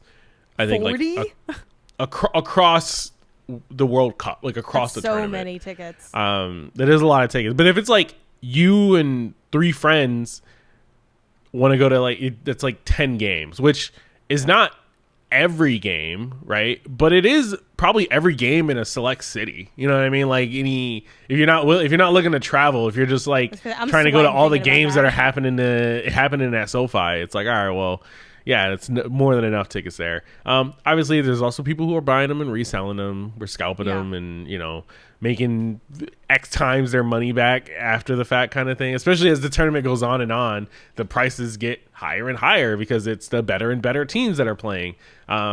Which, man, looking back, maybe we should have been evil. Maybe we should have been evil and invested a little bit of coin. You still have to spend some money to be evil is the only thing. Because that was something we were talking about too, which I know for some people, they're like, I would never do that. It's like, I personally don't think flipping is I'm not a big, like, I mean, I understand that it's frustrating that, like, what flipping ends up causing, like botting and all of that or whatever. But, like, I don't know, somebody flipping something real quick, it's not that deep to me. And you can say that makes me part of the problem if you want. I don't know. It's just not that deep to me. But that being said, I think there should be ways, kind of like, again, I don't really want to kiss FIFA's ass very much because they're a pretty, like, effed up organization. But it's like, at least there are ways like this where it's like, me and Isaiah wanted to go. We were able to buy tickets at a reasonable price without having to, like, build a bot to get the tickets. Yeah. It's like, okay, that's a win, And yes, could me and Isaiah have used that to just buy and then flip? Yeah, but, like, we also didn't. So, like, I feel like that's all fine and fair. But yeah, we did think about, like, should we get even more and then just, because you can always flip them for a profit, even like the wackest team, and respectfully, even the wackest teams of the World Cup, like, people, because it's still a World Cup, so you're always gonna, like, I looked it up at least for LA SoFi specifically, and there were some tickets that were like, the lowest I saw were maybe like $450, and then of course they go up to like, $5, $7, $1,000, whatever. But again, if we only bought them for like 2-ish, that's still like 50% twice your more money, than we paid, and that's on like the worst flip scenario. So yeah, there's definitely ways to do that and all that, but yeah, we just kept it regular. We just had some friends come with us, which was really fun to share the World Cup with people, because that's what it's about. Outside of all the evil stuff that's happening, when it's not being evil, that's what it's about. But yeah, we got Iran versus New Zealand, and then Bosnia versus Switzerland were the games we had, which are like fine. Again, it could be definitely more exciting, and it would have been cool if they were slightly teams I was slightly more interested in watching. But it was a World Cup game, 2 World Cup games, so I felt very, very good about that. And the reason I wanted to go was sort of just like bucket list vibe, check off kind of thing. And also, it is going to be fun. Like, it's going to have like the bells and whistles, the bigger crowds, the more energy, because there are people that like are seeing their team play and they travel to be here. We were kind of just like there for the vibes, and like there are people that are there for like with so much like, you know, heart and passion about it. Yeah. So yeah, we got the tickets, had them for a long time, eventually found out who was playing and was like, cool. And then getting there, luckily my brother was like, how are you guys getting there? Because like the parking's like really expensive. And I was like, oh, is it? And we were informed the parking at SoFi is like $150 or more. Yeah, it's something nasty. I'll walk. It's nasty. I'll walk straight today. I'll walk. Especially too because again, we're gonna obviously maybe buy some merch, buy some food, and I'd always plan to like spend more money than just the tickets on the World Cup because I'm like, oh, it's a big deal. I really want to have fun. And again, we're hosting. I don't know when we're gonna host again. I think there's a really good chance in my lifetime we host again because just like we did it 20 years ago, I'm guessing we'll do it maybe 20 years from now, kind of thing, and I'll still be alive, unless. 30 years ago? 30 years ago. That is 30 years ago. 30 years ago. So 30 years from now, I think I'm still gonna be alive in 30 years. Just throwing it out there. You know, obviously I could, you know, die earlier, but I think I'll be for alive. Messi, you know. Exactly, Sandy for Messi. The 100-year-old Messi fan in the crowd. So I think I'll be alive when we host again, but like I don't even the fact that that's possibly not true. Yeah. Like I need people who like don't know why people give a fuck to like wrap their head around that. I may never be like this may never happen again in my lifetime, which is fucking nuts. But so that being said, it's like, oh yeah, I'll get some scarves and crap. So it's like I don't want to spend money on stuff that's boring. It's like at least like, you know, the merch I get to keep, the food I get to enjoy, the parking. That's just I'm getting there. Like that's pretty rough. And you know, Isaiah's the driver. I don't drive currently because I don't currently have a license because I don't know how to drive. And it's like, hey, do you want to go fight the traffic in there and then spend $150 plus? No. So luckily, you know, LA had been talking a big game. We're gonna have a carless World Cup, and we're like, girl, you don't have any infrastructure for that. What are you talking about? I think they actually did a pretty good job. Can you walk us through like what is the transit process of getting to the World Cup that we took? Yeah. So the LA Metro did. Basically opened up a bunch of shuttles that go from SoFi Stadium to other train stations across the LA area. So the like one in the valley closest to us is like the North Hollywood station. There were some that go to Santa Monica. There were some that go to I think I saw maybe like a Pasadena or, you know, kind of more east. There's some that go to just like all throughout the city. And the idea is it is just for the World Cup. It's only during the days of the World Cup. It's like, I mean, it said like 4 hours before the game and maybe 4 hours after the game. Like it's like a limited time kind of shuttle setup thing. But you get to your nearest station. Most, if not all, of the stations have like a park and ride kind of like setup to it, so which that is like also like expensive. That's like also 50 a little or expensive. $60. So then we said, "Oh, we ain't doing the park and ride either," because we thought about doing that, but then passed. But yeah, you get there, you wait in line, you pay the normal $1.75 to get on the shuttle, and then it takes you straight to SoFi, however far it is from the station. No stops, no nothing in between, just a direct station to SoFi shuttle, and then back again when you're coming home. And so it was actually pretty great. It was surprisingly good. It made me a little optimistic for how we're going to handle the Olympics in like 2 years. But this is also a different situation. The Olympics is going to be a multi venues across the city kind of thing. Whereas the World Cup, all the games are in LA are only happening at SoFi. So like it's a much more contained initiative. Yeah. I'm curious to see like, well, what is it going to be like when it's everyone everywhere all at once kind of thing. Yeah. Yeah, no, totally. Yeah. Yeah, they run every 10 minutes. So they're they're quick. Also very, very often.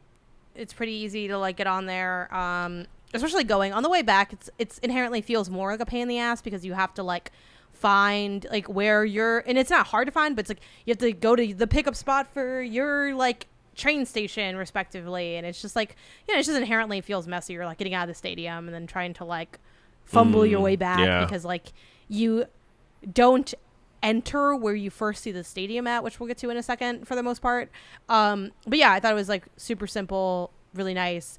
On that first game too, on the way back, they had free water bottles on the second game, they didn't have free water bottles, but they had a free water station. I was so fucking thirsty on the way back from that second game. But anyway, yeah, it was really good, and yeah, just very, very affordable, very easy. As you expect, it took longer of a ride than they had anticipated. They kind of put it at 75 minutes. It's like more like 90.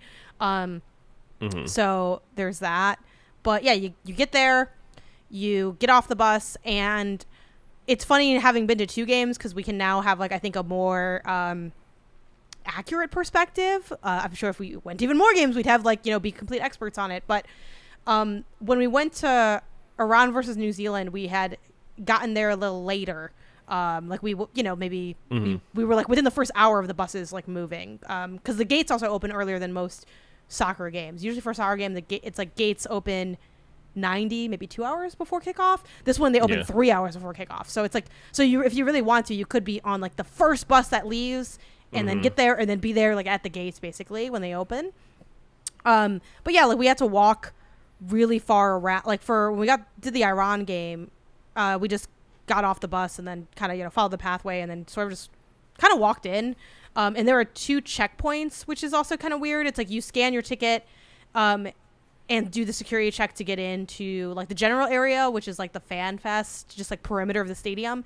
And then to actually get inside the stadium, that's when you have to go to like on your ticket. It'll say you can enter through like gates 1 through 5 or 6 through whatever. And then you have to go to that gate. So then what's also weird is like you might enter and then be like, actually my gate's like super left. Oh, my gate's right in front of me, or my gate's to the right. So it's like a little bit like weird in that sense. And then for the second game we did, the Bosnia versus Switzerland, we got there earlier than we did for the Iran New Zealand game. But maybe we got there so early. Well, maybe we got there so early that it's like all the early birds were there. It was so packed, and like the line to get in was unlike. Look, I've been to a lot of stuff. I grew up in Chicago. I lived in San Francisco. I now live in LA. I've been to Lollapalooza. I've been to the Marathon. I've been to like bougie restaurants or like not even bougie restaurants, but just like places that have like big ass lines. I've seen lots of lines. This line shook me to my core. It was so long. I'm like, we're not gonna get in to see the game. Like that's how long it was. Then you very smartly were able to clock that like, okay, this is a case of everyone's going into one like opening, and there's other openings you can go in. So we just walked further, and we had to walk for quite a while, but we did find like a more normal gate that's like, oh, you can just, there's still a line, but like a line you can see the end of. A reasonable yes. A regular line. Like so we went through that, and that was mostly fine. You had your iPad situation where you had your iPad mini.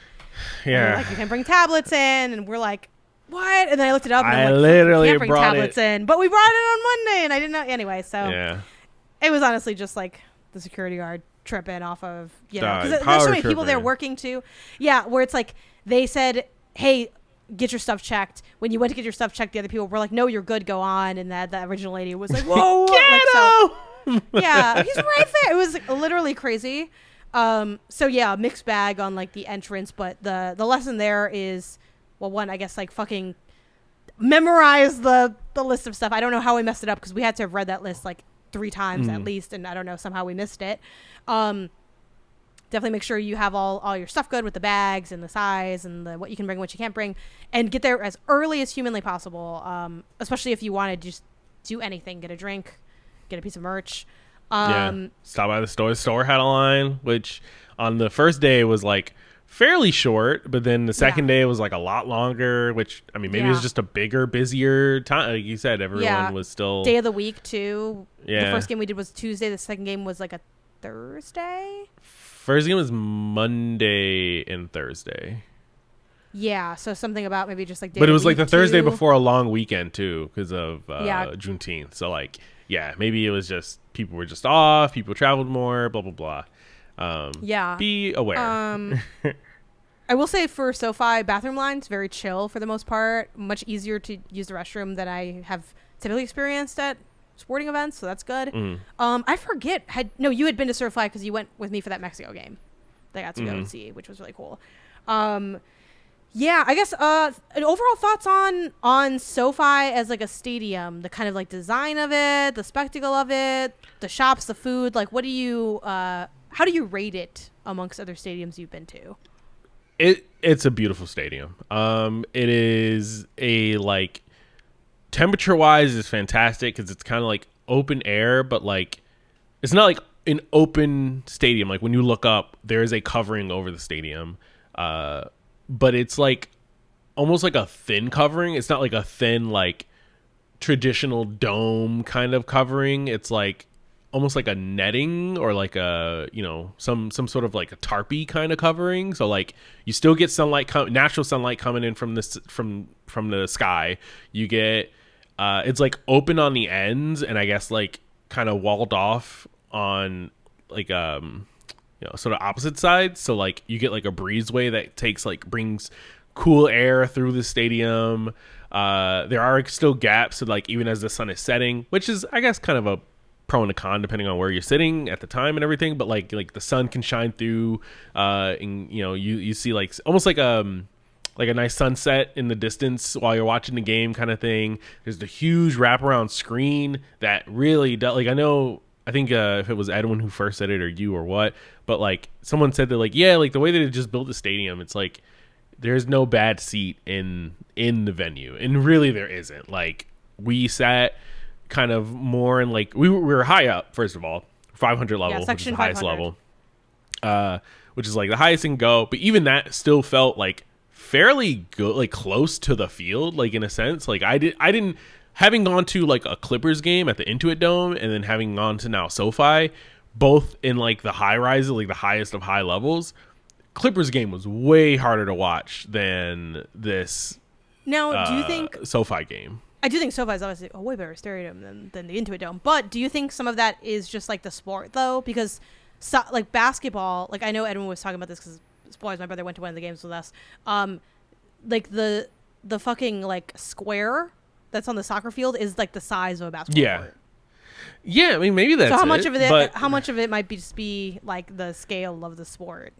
I mean, make it smaller then. Like, I felt like you still put me so far away from the basketball court that when we were up there, it was hard to see what was like. It was hard to follow the players. Like little yeah, like I needed binoculars or something. Whereas like at SoFi, I was like, no, cool, I can watch it. The only issue we had is if there was like a corner kick at our closest corner, you would have to like kind of stand and like perch over to try and see like what's going on there, or you could just turn your head up and look in front of you at the giant screen that shows exactly what's going on down below you. Like, I don't know, that screen is goated. Like, I kind of want that. Every place should have that. Is amazing. Like, I know it's like maybe sounds a little silly to be like, I love the screen, but like, literally, if you've never seen it, look it up. It is gorgeous. It's 360 wraparound, massive, and what's so cool about it too is it's on the outer and inner element. So picture like almost like a belt, like a thick belt, and then like if the inside and the outside had the screen. So what that means is if you're higher up, you can obviously look at the outside, but if you're on the lower end, you can still look at the screen and you'll just see the inside of it, which is the same kind of display, which is so cool. I really wish that they more consistently, and this is up to the performers, I assume, I don't know if they have to pay more, but I know for some concerts they have at SoFi, sometimes the performers don't use that screen, which I don't know if it's like a money thing where it like they have to pay more to use the screen, or if it's just like it has to do with the technological stuff. You know, I'm sure if you're trying to do a certain thing with your performance, maybe like the pyrotechnic, you know, I don't know, there might be reasons that it doesn't get used, but that's a bummer because it's like it's such a good way to help I think enhance whatever your viewing experience is for whatever sport or concert or whatever you're viewing, that big ass screen. But yeah, it's great. It's just the magic of that screen cannot be undersold, because also when you're walking around trying to get to your seat, like you have such an easy view of the action at any time. Yeah, whether you're getting concessions, use the bathroom, doing whatever, like you don't have to miss anything. Yeah, which is funny because the Intuit actually has. I mean, I'm sure we touched on this when we did an episode talking about the Intuit Dome. The Intuit Dome's kind of almost the opposite because they don't have any screens outside of the thing because they want you to go back and like get to the game. Anyway, whatever. Yeah, this stadium is dope as hell. My only like ding on it might just be because it's so much bigger than what I'm used to. You know, the one we go to the most often is Dignity Health, which is like a much smaller stadium. I have a hard time getting a sense of like where the food is and what kind of food options I have. And granted, we've been a little pressed for time every time we've gone, even when we've tried to say, we're going to have so much time. And it's like, oh, we got like an hour, which goes by really fast. But the first game we went to, like, and for the World Cup, I just got something from like the concession that was nearest to us, which happened to be like, was it like the fourth floor or something? They like only had snacks and drinks, like candy, chips. There was like no actual food.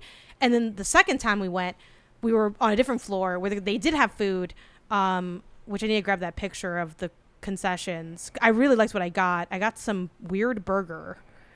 It's like a Twinkie burger or something. Yeah, like it sounded nasty as hell. I'm not going to lie to y'all. When I read you guys this burger, you're going to say, that sounds fucking disgusting. Or you're a Midwesterner and you'll say, that sounds great. Sounds like fair food. I know I gave you a country accent, but I'm from the Midwest. Where is it? I sent it to you. You sent it so to it's me. It's got to be here at some point.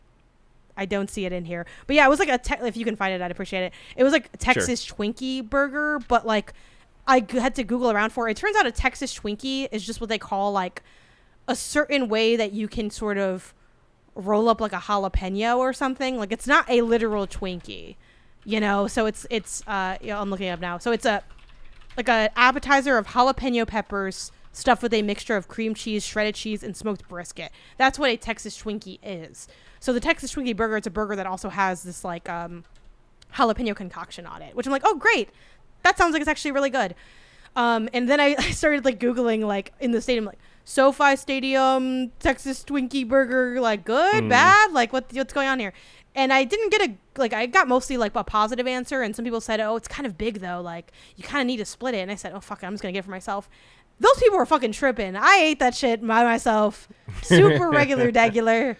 I was hungry when I ate it, but like it's a regular burger. But yeah, it was quite good. I liked it a lot. Other than that, didn't go crazy with the drinks. The first time I was there, I got like a margarita because it was supposed to come in a cup that said World Cup, and it didn't. And I was like, fuck this. And then I got just like a beer that also came in a cup that said World Cup, and I was like, cool. Yeah, and then I guess I forgot you got some food too, and I think you were like more like, man, my food was kind of whack. Yeah, I got like the chicken tenders and fries. Like I wanted something simple, basic, and somehow that wasn't great. Like the chicken, I feel like the chicken tenders I made at home the other day were better than the ones there, which that's is like crazy. Because no shade, the ones you made at home were not great. They weren't great, and I feel like the ones at SoFi were actively bad. Like I didn't finish them. It was a I'm just not even gonna finish this. I don't want to waste the calories. Like wasted. I'm on a diet, and like I was like practicing, getting on ramping to my diet and everything like that. You were in the beta of your diet, I suppose. Yeah, and it's like, well, I'm not gonna waste my calories on this thing that's not good. So I ate the fries, and then I picked around with the chicken tenders. Yeah, the burger was good. My brother also quite liked the burger. He got that a little bit after me. And I think you would have liked it. I get that you were kind of in a sour mood from the chicken tender L, and also that game was the Bosnia Switzerland one, which the first half was like quite dry in that game. It was very dry. And I'm not one that believes like if you're not scoring, it's not an exciting game. Like just the way that the plays were going down, it just felt kind of like, for me personally, I felt like it was a little bit boring. So I feel like that's really what did you. But I didn't push on it.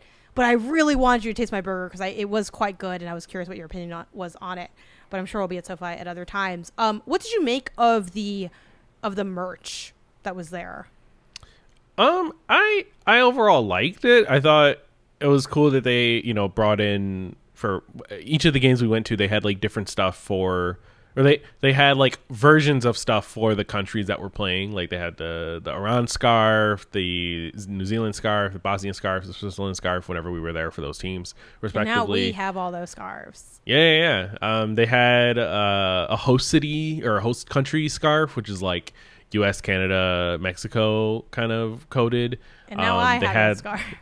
They had the little figurines and plushies and guys for the mascots, like the eagle, the moose, and the tiger, right? A jaguar. It was like, okay, cool. Like they had like a fun amount of stuff. All of it was like a little expensive, a little bit more than I would want to pay for it, but like And that's like on top of like, okay, well, I know this is going to be like a little bit more just because it's like an event. You know what I mean? Like you're not going to an event and saving money. You're going to pay a little bit more than you would normally want. It was a little bit more than that even, where it's like, all right, I'm going to get something because I'm here and this is what we do. I think so. What were the scarves? Because I feel like scarves are just expensive for the most part. I feel like the scarves were like $40 or something like that, weren't they? Maybe I'm wrong. Maybe I just pulled that number out of my ass. I'm not gonna lie. This is gonna sound bougie. I wasn't even really looking because the money, like you ever get to that point? Yeah, I knew I was gonna get it regardless. It don't matter what it cost. Well, yeah. I'll tell you this: if it cost $100, I probably would have said, let's really try to find because the scarf I initially wanted to get, like we ended up just getting individual countries, which I think is kind of cooler. But I would have been happy with they also sell one that's like team versus team, the scarf, like Iran. Maybe they don't sell it there. Maybe it was like somewhere else. Well, I will say on the first one we went, they didn't have it in stock anymore. And then I hit my nail real quick. And then the second time we went, they did have it for the Bosnia Switzerland, but then at that point we were already kind of like in the 1-1. So I was like, let's just keep it going because we're only going up these 2 games anyway. It's funny because in general with the World Cup, I have been a little disappointed that the merch hasn't been better, but also kind of relieved the merch hasn't been better. There's less for me to Save buy. money. Because if there was really cool, like a cool ass like LA City kit, I would definitely. But it's like they didn't really have, and I know they do sell like some like host city like jerseys here and there. Something I would encourage people, whether you're attending a World Cup game or not, but you like maybe you got FOMO, you want more merch or whatever.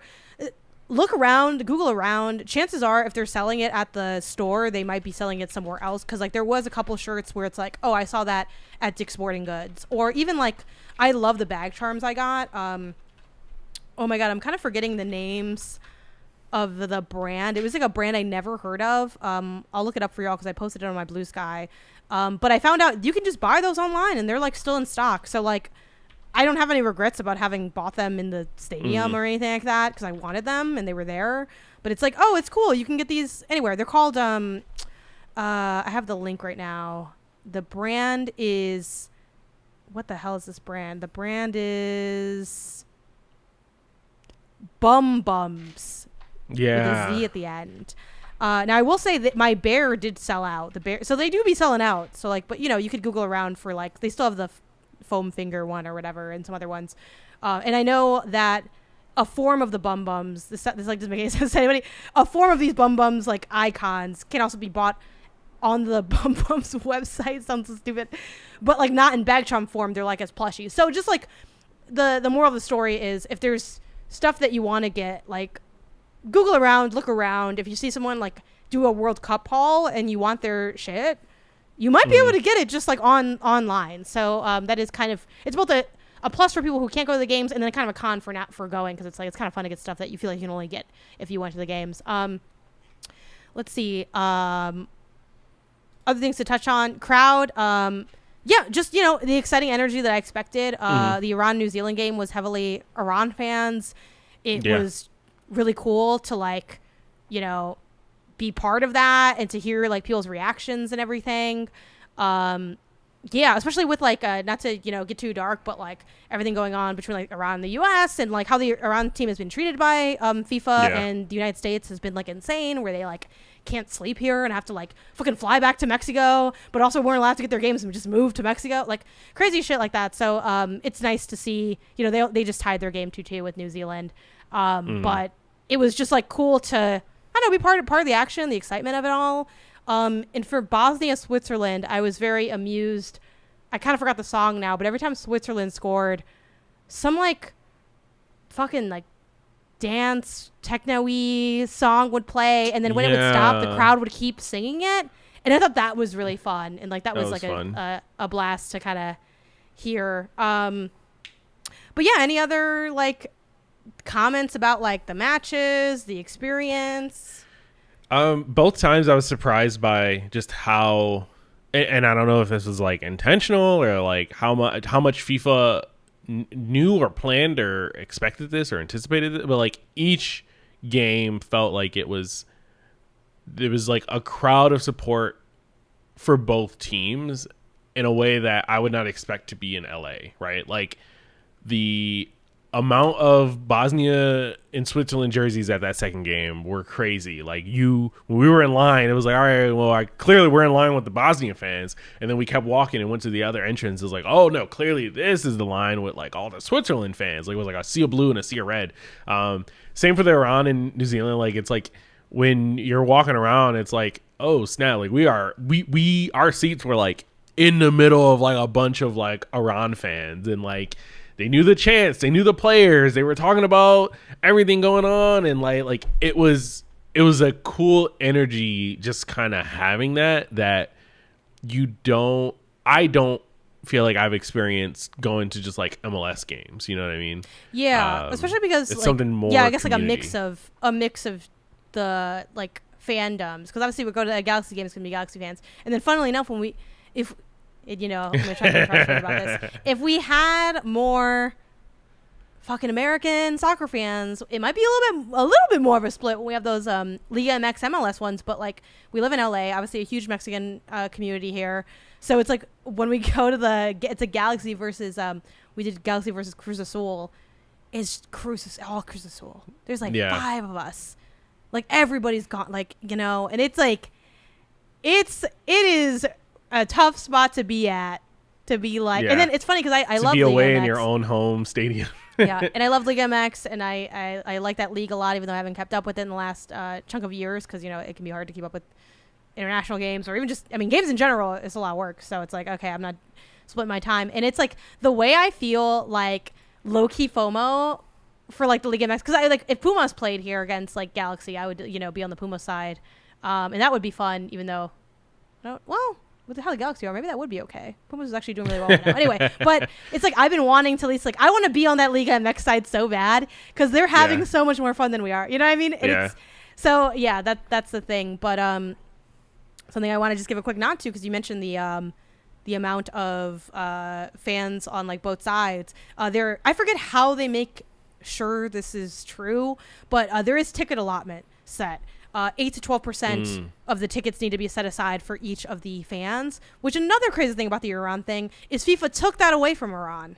They didn't give them their allotment, which is like, that's fucking crazy. Anyway, but yeah, so nice that they still obviously had many fans there, at least in the LA game that they played here at SoFi Stadium, even though FIFA doesn't want you to know it's SoFi, but it is. Yeah. I had a really good time. It's funny because it is still like, at the end it is just a soccer game, but it's cool that it's like, oh, this is like a special one, sort of. It's like, you know, it's giving shiny Pokemon kind of vibes.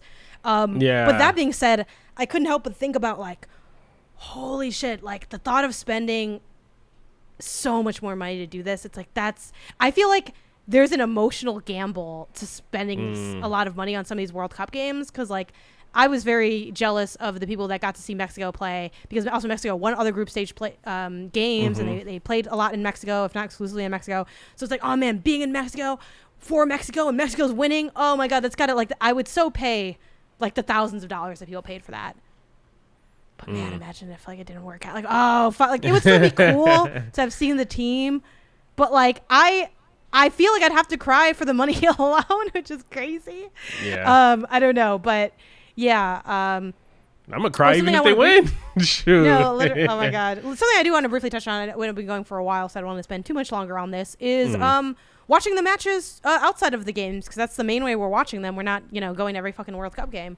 We've been watching through just DirecTV, which people have been like, you guys have cable? My brother has cable, and we have cable through my brother. So shout out to Edwin working in sports where he has to have cable the way I have to have a fuck ton of video game shit. So it's like, great. We're all like, you know, everyone's sharing resources here. It's a big community thing. And yeah, like we've just been doing that. You found, I don't know if you have the name of it, but you found a great calendar that's also free that you can sync. Yeah, I don't remember it. Yeah. To your calendars or whatever. I'll try to pull that up.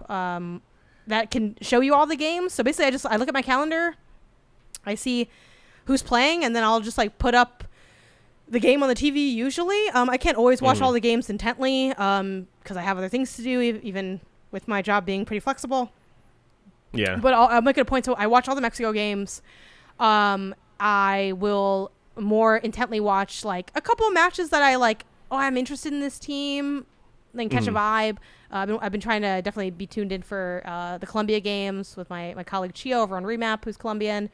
And then just like, I don't know, like some of the games have just been really good, which has been really fun to watch. Like the first Colombia game where they were like fighting for the ball like crazy, and then like got that like it's just there's like there's been some good moments. There's the game I forgot who played, but that I showed you when you came home where they fucking ran into the cameraman.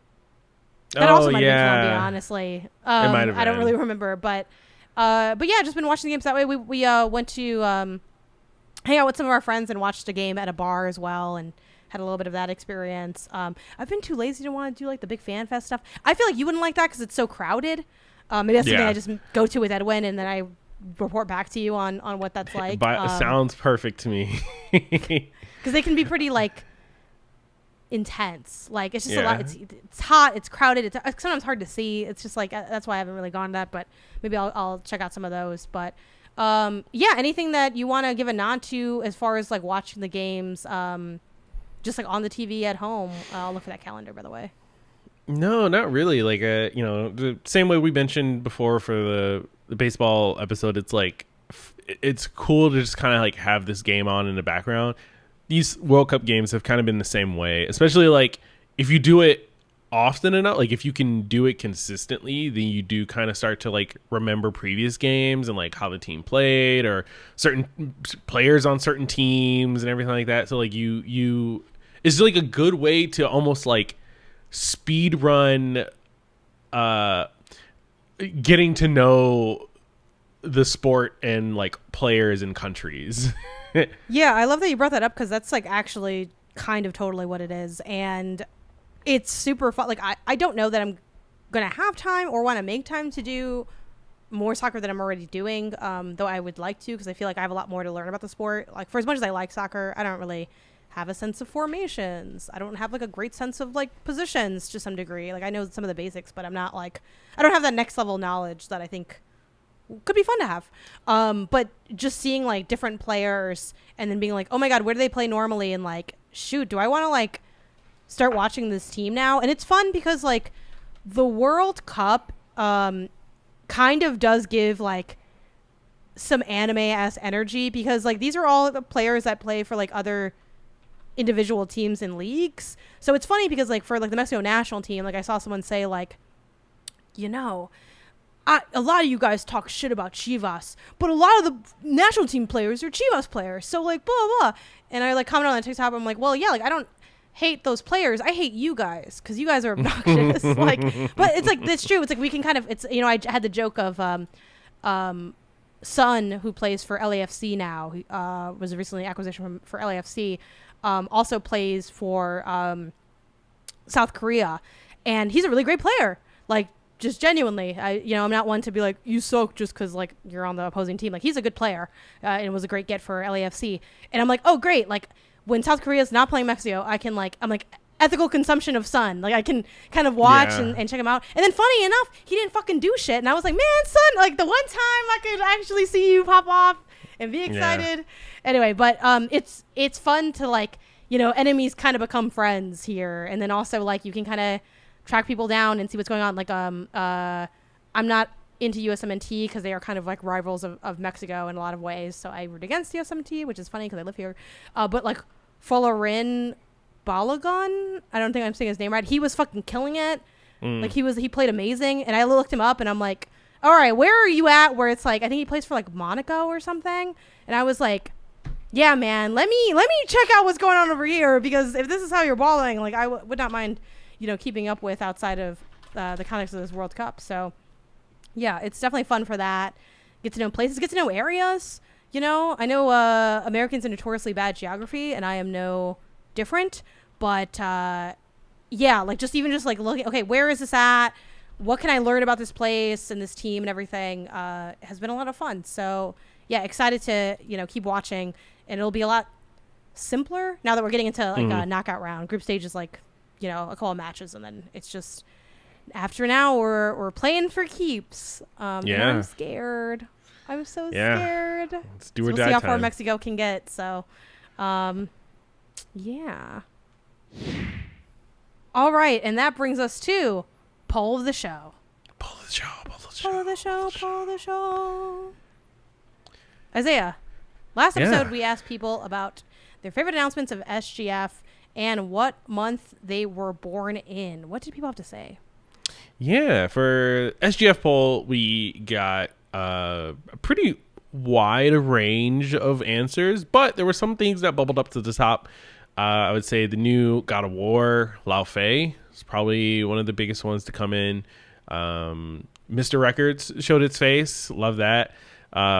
Control Resonant. Valheim hitting 1.0 later this year. It's pretty cool. Someone in general was just like, hey, like just getting real release dates for a bunch of games that I'm excited for. Into the Wild, which I think you played, right? Threads of Time. Don't even know what that is. Maybe not. Like Into the Wild game. Did I play that? Into the Wild. Is that the deer one that we talked about? No, that's like Way to the Woods or something.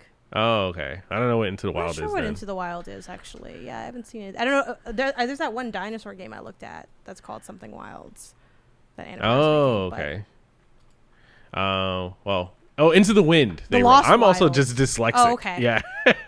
No, apparently The Lost Wilds I is also a can't game read. I saw. Yeah, no, you're good. The new Ace Combat, which I did think that trailer looked cool. It made me wish I could play dogfighting games. And then a couple others. So pretty wide range of games there. And then when it comes to what month people are born in, we got about a third of the people are across January, February. We have a little bit of early people birthdays in the middle of the summer. And then that kind of like late summer, August, October is like another third. So pretty spread out. Actually, probably more than a third. Probably really like 40-45% for that beginning of the year, and then that like late summer. Only a little bit there in like that June range. Fellow June babies, I love you. Yeah. Nice. We had some nice little, proud to be part of the Gangcast gang. People laughing at me saying, oh no, I can't tell you the game is bad because you're dead if you died while I was playing Kingdom Hearts 2. Which I don't know if Kingdom Hearts 2 is good or bad, but I just feel like there'd obviously probably be some sticking points where I'd be like, man, I wish he was here to explain what's going on. Yeah. But yeah, thanks for listening, guys. It's really sweet of you. This week, what are we asking people about for Poll the Show? This week, we're going to be asking people, what are your thoughts on Pokopia? And if you're watching the World Cup, what team are you rooting for? How have you liked the game so far? And don't forget, if you don't care about the World Cup, you can always root for Mexico. Yeah, you that's might not the have de too many facto games team. left to watch. I don't know. I'm scared. Okay, anyway, that's it for this week. You can send us your questions and topics to the email inbox at gamesandnotgames.com. You can follow the podcast version of the show on Apple Podcasts, Spotify, Pocket Casts, and everywhere else you get your podcasts. If you enjoy the show, be sure to give us that 5-star rating. 5 stars. Cinco Diamantes. And if you're an audio listener, remember that you can get the video version over on YouTube at Games and Not Games. If you like the video, be sure to leave a like and a comment, as it helps us get the show in front of more people. Be sure to give us a follow on social media as well. We're pretty much everywhere at Games and Not Games. So that's mainly BlueSKy, TikTok, Twitch, and Backlogged. Until next time, gang. Gang. Peace.